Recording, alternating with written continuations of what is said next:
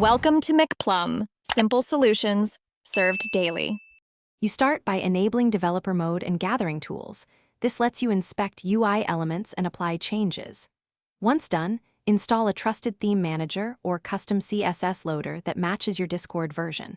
Make sure to back up your current settings and any token-related data to avoid accidental loss. You'll need to understand element selectors, so open the inspector and locate the classes you want to restyle. Proceed now. Identify header, sidebar, and message container classes for targeted theming. You build the theme by writing CSS that targets the selectors you found. Use variables for primary and accent colors so tweaks are quick. Once written, load the CSS in a sandboxed client or a test server to avoid breaking your main Discord. Make incremental changes and observe results. This reduces debugging time. If styles don't show, clear the client cache or restart Discord, because cached assets often override new rules. Keep a version copy so you can revert to a known good state. You finish by installing the theme through your manager and enabling it for your account.